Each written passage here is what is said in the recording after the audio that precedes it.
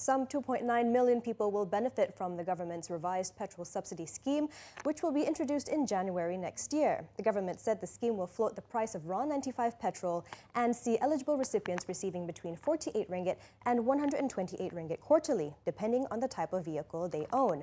The move is to cost the government about 65.4 million ringgit a month.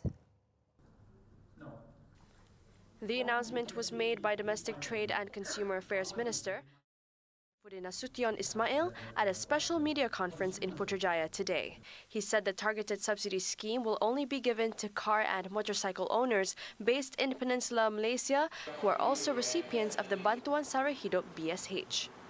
For cars, only those with 1,600cc engines and below or vehicles over 10 years old with engines larger than 1,600cc are eligible. For Sabah, Sarawak and Labuan, the minister said that there will be no subsidy scheme, but the price of raw 95 in both the states and the federal territory will be capped at 2 ringgit 8 cents.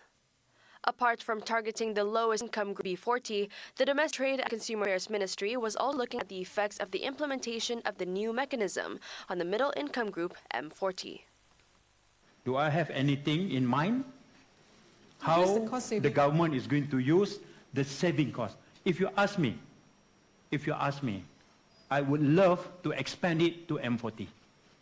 If you ask me, I would love to use that to expand to M40. So it has to be B40 plus M40, but still it has to be based on the data driven. Okay? So I'm going to raise up in this coming cabinet meeting to also consider if there is any saving, that should go to M40 so that we can expand targeted subsidy, not only to B40 but also to. He also said his ministry is working closely with the Finance Ministry to introduce the new petrol subsidy mechanism, which includes forecast on crude oil prices.